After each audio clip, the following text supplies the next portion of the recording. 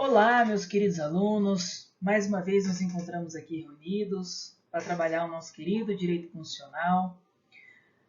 Sempre ressalto que o melhor seria que estivéssemos de forma presencial, porém, diante das nossas limitações necessárias para este instante, nós vamos dar continuidade ao nosso estudo de forma online, tá certo?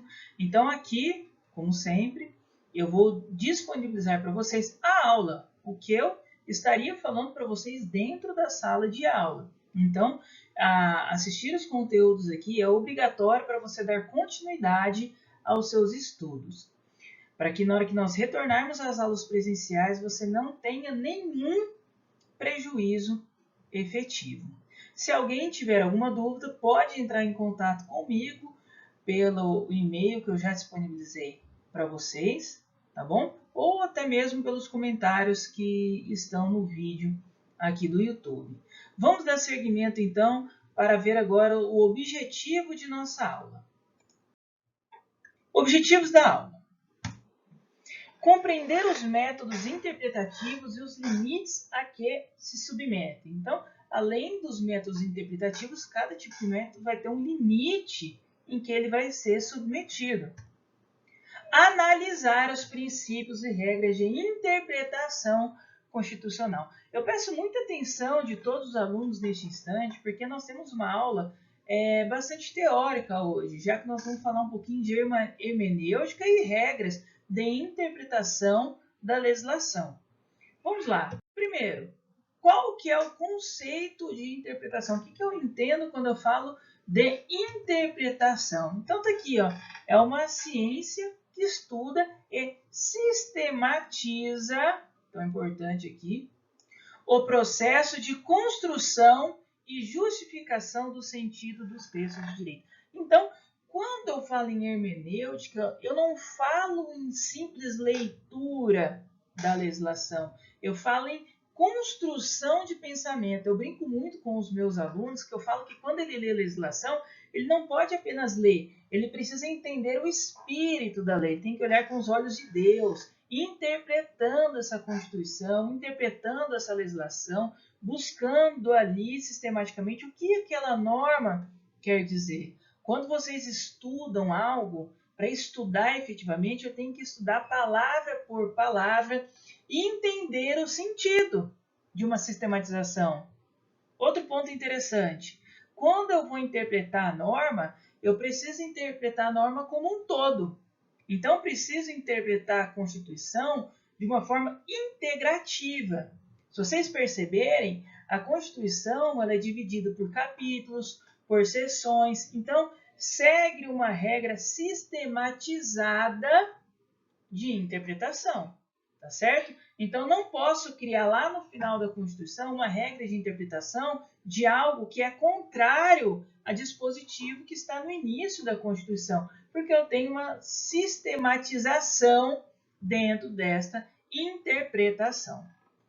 Vamos seguindo aqui para falar aqui dos métodos de interpretação. Primeiro método de interpretação, ele é jurídico ou chamado também de hermenêutica clássica, certo? Eu vou interpretar a Constituição Federal como se fosse uma lei. Esse método interpretativo, ele utiliza alguns elementos, tá? Para ajudar na interpretação da Constituição. Então, vamos lá. Primeiro, filológico, literal ou gramatical. Eu utilizo para interpretar de forma jurídica a gramática do texto. Então, eu vou interpretar de acordo com as regras de português, o que está escrito ali, como foi, qual foi a intenção, como foi colocado, seguindo ali uma sistemática gramatical para a interpretação. O segundo elemento é um elemento lógico, tá? Eu vou analisar a Constituição dentro de um programa lógico, sistemático, integrado, sistêmico, não analisando um único artigo, mas analisando toda a ideia da Constituição. Na verdade, eu vou utilizar aquele artigo para me basear toda a outra Constituição. Vou pegar ele e vou olhar ele gramaticalmente, mas eu vou criar uma ideia constitucional sistêmica da mensagem que aquele artigo quer passar para nós. Histórico. Histórico eu falo muito para vocês com relação a histórico. Eu preciso também interpretar as regras constitucionais com relação ao seu contexto histórico. Qual que foi o momento de promulgação da Constituição? Qual que foi o momento de alteração da Constituição? O que acontecia no país? Qual era o momento histórico? Para mim conseguir entender sistematicamente o que aquele artigo, o que aquele trecho da lei vem a nos trazer de interessante. Teleológico. Analisa-se a finalidade da norma. Qual que é o fim? O que quer se atingir com aquela norma que foi criada? E o último elemento, genético. Análise da origem dos conceitos existenciais da norma. Então, veja que o primeiro método de interpretação, chamado jurídico ou hermenêutica clássica, onde busca interpretar a Constituição como se fosse uma lei, traz 5 elementos: gramatical, lógico, histórico, teleológico e genético. Todos eles merecem atenção no momento de interpretação da Constituição. Próximo aqui tipo de interpretação é o tipo tópico problemático. É baseado na priorização do estudo do caso concreto. Então, primeiro eu estudo o caso concreto e depois chego à conclusão da lei. Então, veja a problemática e dessa problemática eu extraio qual legislação, qual lei ou qual artigo de lei eu vou aplicar naquele caso em concreto. Então, eu parto ali de uma premissa de interpretação prática, certo? É um método interpretativo de tópico. Ele é muito comum da sua utilização em julgados, né, pelos próprios magistrados. Eu saio do caso prático, pego o caso prático e dele eu alcanço a legislação aplicável ao caso. A próxima aqui é hermenêutico concretizador. Reconhece-se a importância da pré-compreensão do intérprete. Então, o intérprete ele se orienta antes de chegar ao caso por um pensamento pré-concebido, né? Então, eu coloquei esse conceito aqui, também consagra a importância do caso concreto. Aqui a norma se aplica, orientando assim um pensamento para a solução do problema, né? Pressuposto objetivo. No entanto, reconhece a importância das pré-compreensão do intérprete, pressuposto subjetivo. Prevalece a norma que o problema. Então, eu também aqui já busco, através de um problema, a solução para um caso, interpretando a Constituição através de um pensamento pré. O próximo é o científico espiritual. Baseia-se na ideia de que a Constituição de 88 é um instrumento de integração política e social. Então, a Constituição, na forma de interpretação, deve considerar os valores subjacentes, integrando o sentido da sua norma a partir da captação espiritual da realidade da comunidade. Então, eu vou analisar a interpretação constitucional de acordo com a minha sociedade, de acordo com o todo, de acordo com o objetivo para que ela existe. Então, não adianta ter uma norma que ela é inaplicável à condição social do meu país. Então, eu vou ter que interpretá-la de acordo com a condição social, integrando aqui a condição social do meio em que vivemos. O normativo estruturante determina a distinção entre a norma constitucional e o texto normativo da Constituição. Então, a leitura do texto normativo, por si só, não reflete a norma constitucional. é necessário que ela seja associada à parcela oculta chamada de domínio normativo ou parte da realidade. Então, todos esses conceitos que nós vimos até agora são conceitos e ideias de interpretação, técnicas de interpretação que serão utilizadas em julgados. A mais comum a ser utilizada são a jurídica e a problemática, onde eu parto de uma causa-problema e encontro a norma jurídica. Nós vamos passar a ver agora o que nós chamamos de princípios de interpretação. Os princípios de interpretação são diferentes um pouquinho das regras ali, dos métodos de interpretação. Vamos para o primeiro aqui, unidade da Constituição. Antes de começar a ver eles, é sempre bom falar que os princípios e os métodos, eles não se excluem. Quando eu falo de classificação, eu falo de complementação de classificação, tá? Então, eles se complementam. Cada um traz uma regra e de uma forma. Então, vocês poderão ver que os princípios de interpretação aqui, em muitas ocasiões, serão parecidos com os métodos de interpretação, porque eles vão unir-se uns aos outros, tá? Então, vamos continuar aí. Unidade da Constituição. Considera-se que o intérprete, para analisar a Constituição, deve analisar ela como um todo unitário, harmonizando as normas constitucionais, tá? Então, tem que harmonizar a minha Constituição. Da forma que eu vejo o artigo 3º, 4º, 5º, é a mesma forma que eu devo interpretar o artigo 226 e 225 da Constituição, porque eu harmonizo, eu vejo uma Constituição como um todo, como uma única unidade, e não especificamente com regras fracionadas. É até perigoso eu ficar analisando e interpretando a minha Constituição como regras fracionadas. Por quê?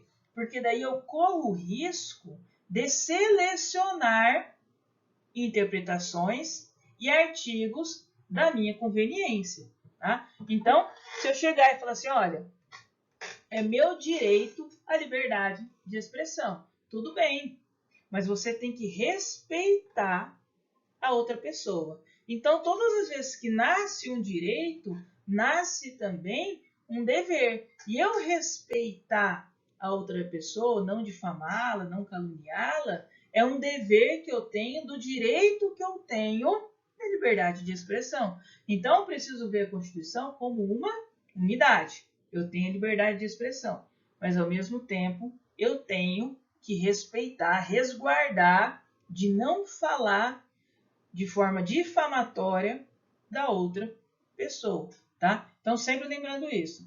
Da onde nasce um direito, nasce também um dever. Efeito integrador. Mais um princípio aí. É consequência lógica do princípio da unidade da Constituição. O de cima, onde eu tenho que integrar as minhas formas. Então, a forma de interpretação, ela é integradora. Eu faço uma integração política, social e reforço a unidade dos meus conceitos constitucionais.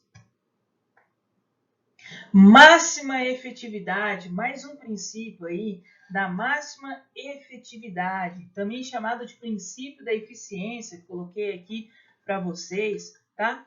O intérprete atribui à norma constitucional o sentido que lhe dê a máxima efetividade social. O que é dar a máxima efetividade social? É alcançar o melhor para a sociedade. Então, aquela regra tem que alcançar a melhor posição social. Ela não pode trazer algo, por exemplo, que segrega. Por quê? Porque ela não alcança a melhor efetividade social, tá?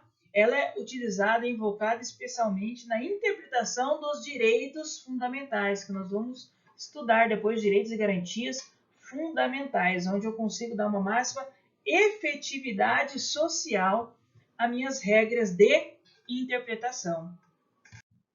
Vamos passar aqui para o próximo slide.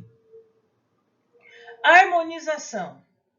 Olha que interessante esse princípio integrador aqui, interpretativo. Também decorre do princípio da unidade, por isso que vocês percebem ali que o princípio da unidade está no topo, é o primeiro, tá? Exigindo que os bens jurídicos constitucionalmente protegidos devam coexistir harmonicamente, sem que um predomine sobre o outro, sem que um se sacrifique em face do outro. Lembra que eu falei para vocês agorinha, onde nasce um direito, também nasce um dever. Então, essa é a forma de interpretação com a harmonização. Então, eu tenho direito de propriedade privada, ninguém pode usufruir da minha propriedade privada. Porém, também na Constituição há um princípio chamado função social da propriedade. E o Estado prevê que eu preciso dar uma função social à minha propriedade, sob pena de eu ser penalizado por ter ela improdutiva. Então, vocês vão estudar no decorrer do curso, por exemplo, que o IPTU, né, de uma residência é menor que o IPTU de um lote vazio. Por quê? Não tem nada construído. Por que o IPTU de um lote vazio é muito maior? Em razão do princípio da função social da propriedade. É uma forma do Estado, de forma um pouco coercitiva, buscar com que você produza naquela terra, que você então traga alguma função, construa, empreenda, empregue pessoas, faça uma alocação, o que seja, mas que você produza economicamente, que aquela terra ali não seja paralisada ou não seja improdutiva. Mas a propriedade privada ela não é minha, eu não faço o que eu quiser? Sim, mas ela tem a função social da propriedade. Outro exemplo também, eu não posso, dependendo do lugar, fazer o que eu quiser com a minha propriedade. Se o meu bairro, pelo plano diretor, é um bairro residencial, eu não posso criar dentro daquele bairro residencial uma boate, muitas vezes, ou uma casa de show. Por quê? Porque aquele não é o local apropriado. A sua propriedade não está atingindo a função social. Então, o Estado poderá intervir, interditar ali, proibir que você use daquela propriedade como uma casa de show. Então, perceba aqui que eu tenho uma harmonização na interpretação constitucional. Onde nasce um direito, nasce também um dever. Força normativa da Constituição, né? Isso aqui nós já falamos sobre essa força normativa, sobre a força normativa do ADCT na aula passada, tá? O intérprete aqui valoriza soluções que possibilitem a atualização normativa. Então, todas as vezes que eu vou interpretar a Constituição, eu interpreto ela com os olhos atuais. Então, eu tenho que trazer a Constituição para a atualidade, interpretar as normas de acordo com a atualidade, com o que está acontecendo, qual momento e contexto social e histórico que ela está sendo interpretada. Isso aqui é muito interessante e também muito utilizado pelo STF, tá? Para interpretar a norma de acordo com o contexto social atual.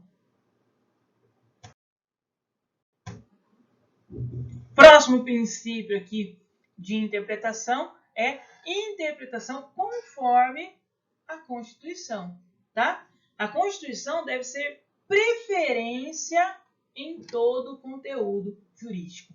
Então, todas as normas, elas devem basear-se na Constituição, tá bom? Então, tudo deve ser compatível com a Constituição, principalmente as regras que estão na Constituição. Então, eu não posso falar que um artigo que está dentro da Constituição é inconstitucional, porque tudo que está dentro da Constituição é especificamente constitucional, tá bom? Então, não existe falar assim, essa regra trata-se de uma regra inconstitucional. Se ela está dentro da Constituição, é porque ela é uma regra constitucional, tá bom? Então, interpretação conforme a Constituição. E o último princípio aqui de interpretação da Constituição é a teoria dos poderes implícitos, tá? A Constituição, sempre que outorgar um poder, competência ou um fim a ser atingido, estarão incluídos todos os meios necessários à sua efetivação, guardada a relação de adequação entre meios e fins. Ou seja, isso deve ser feito em consonância com o princípio da proporcionalidade. Então, todas as vezes que a Constituição dá o poder a alguém, entrega o poder de fazer algo, como, por exemplo, de instituir um imposto, de cobrá-lo, ou mesmo de regulamentar como é feito, por exemplo, a segurança pública de responsabilidade dos estados. E onde está isso? Na Constituição. Então, a Constituição ali outorga um poder ao Estado, coloca ali que o Estado será responsável pela segurança pública do seu território. Então, ela está outorgando alguém. E ela tem que incluir ali, na forma de outorgar esse poder, todos os meios necessários à sua efetivação, sempre de forma proporcional, tá certo? Pessoal, para não ficar muito extenso os vídeos, as aulas, nós encerramos aqui, então, a unidade 1, encerramos a sessão 4, tá certo? Na próxima aula, na próxima semana, nós iniciaremos a unidade 2, a sessão 1, ou seja, o encontro será o 2.1. Eu quero trabalhar com vocês agora rapidamente um caso, para a gente entender um pouquinho de forma melhor essa aula aqui que nós acabamos de falar, tá? Para ver um pouco na prática como pode ser utilizadas essas regras aqui de interpretação. Eu peço a vocês que vocês façam os exercícios que estão disponibilizados no ambiente virtual de aprendizagem de vocês, porque eles serão base para as provas que vocês enfrentarão em momento oportuno, tá? Então, compromisso com o estudo. Eu estou muito contente com o estudo que vocês estão realizando. Eu fiquei muito feliz de várias pessoas do primeiro período terem acessado o vídeo da primeira aula que foi disponibilizada. Isso é um compromisso com o estudo, tá? Então, vamos passar aqui. É um caso que está no livro de vocês. Vocês, quem já estudou, vai lembrar desse caso prático aqui, ó. Então, aqui. O senhor João foi internado em estado grave em um hospital particular, uma vez que dispõe de plano de saúde para custear o seu tratamento. Todavia, diante da complexidade do caso, o médico fez o pedido de um exame que não estava entre aqueles que o plano de saúde cobria. A família, sem ter como custear o exame, impetrou o mandado de segurança, objetivando que seja determinado que o plano de saúde autorize a realização do citado exame às suas expensas.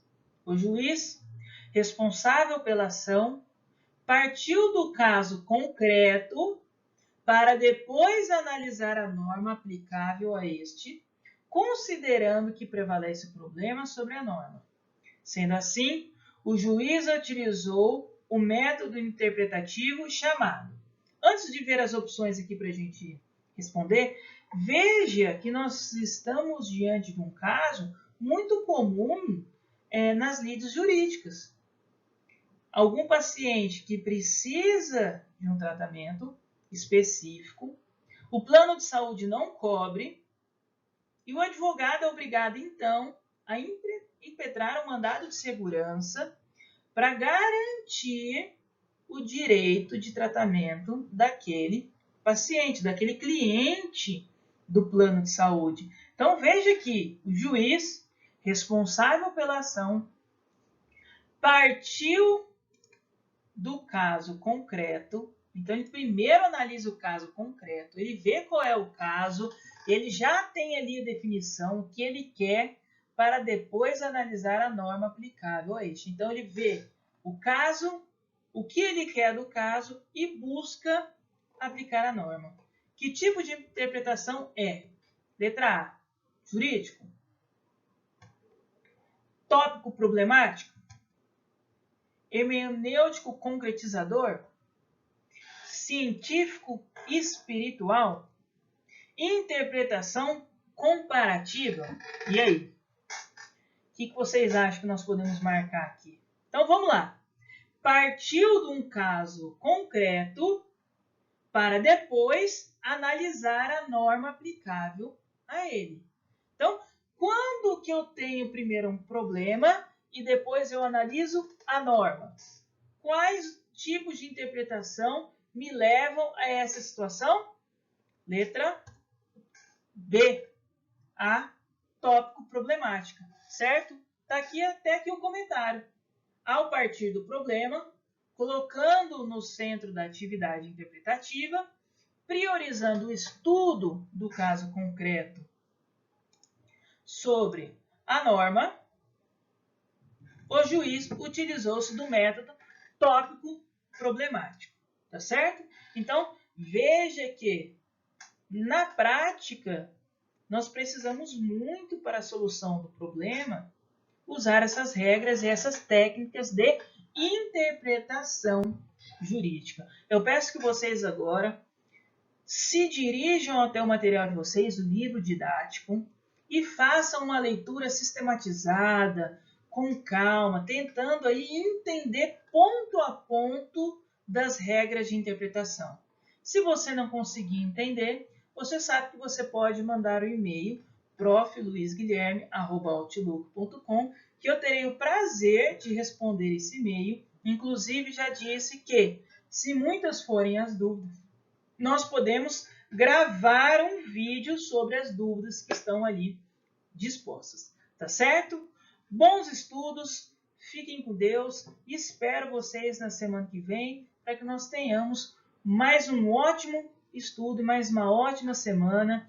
Apesar desse isolamento, nós aqui continuamos estudando com ânimo firme, pensamento sempre à frente, seguiremos, chegaremos ao nosso propósito final, qual é o nosso objetivo do curso.